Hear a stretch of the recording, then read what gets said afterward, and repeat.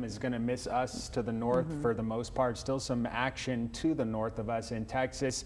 The drought monitor released every Thursday. We've got an update to that fresh for you today. This is last week's, just to show the comparison. You'll see a lot of deep red hues on the drought monitor, the exceptional drought in parts of the watershed there. And we did see some improvements last week on 281. Look at this week's monitor, another step in the right direction. Last week's rains on 281 and more so into Brooks County has dropped the drought monitor down to this dry category in Falfurrias and south of Alice. And another note about this, we've gotten rid of the exceptional drought category within the KIII viewing area. However, the watershed's still experiencing exceptional drought, and week to week it's dropping anywhere between 1% or a little bit more than that every single week. So last week we were at 47.2%. The last month it's gone down about 2.5%. So hopefully we can reduce the reduction on that week to week.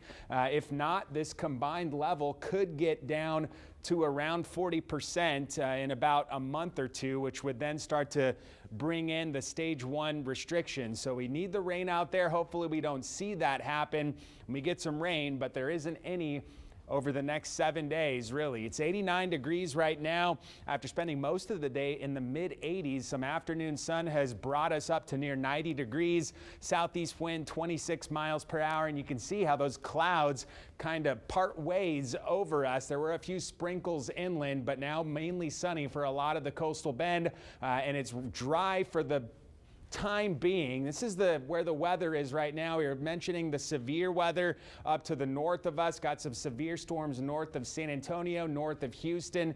And as this moves to the east, some of the outflow from these storms may track into our area and spark a very isolated shower, mainly east and north of the I-37 corridor. So this is into midnight or so. You see that little chance for rain. Not everyone's going to see it, and I think most everyone won't, but just a little heads up that if there is anything, it's possible that we see an isolated shower or storm overnight, mainly north of I-37, waking up to the mid-70s tomorrow morning and finishing the week off with the hottest day of the week so far, mid to upper 90s in the forecast on Friday. So the system bringing all of the active weather to Texas is going to be moving to the east tonight. Then it's going to get quiet and hot here. We're going to see a lot of sun for the weekend, mid-90s on the temperature forecast. A little bit of curiosity on the same system that's in Texas right now. May try to take on some tropical characteristics in the East Coast early or middle of next week. Not a slam dunk there, but something to just kind of watch as we progress toward hurricane season, which starts on June the 1st. High temperatures here. They're going to be summer-like for the weekend, mid-90s. I've got record highs in the forecast Friday and Saturday.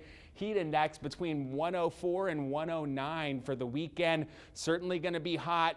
Plenty of water, sunscreen, access to shade if you're going to be spending lengthy amounts of time outdoors this weekend. Tonight, 76, a little bit of patchy fog also going to be possible tonight. Friday, 94 with more afternoon sunshine, a little less wind, but still breezy at 9 to 19 miles per hour. Look at the temperature forecast inland tomorrow, near 100 degrees, mid-80s at the coast. On the water, it'll be a little bit choppy, but a little less wind, 10 to 15 knot southeast breeze on area waters tomorrow. Very hot for the weekend and Mother's Day. That breezy, hot, humid weather with low 90s continues into early next week. Leslie. All right, Alan.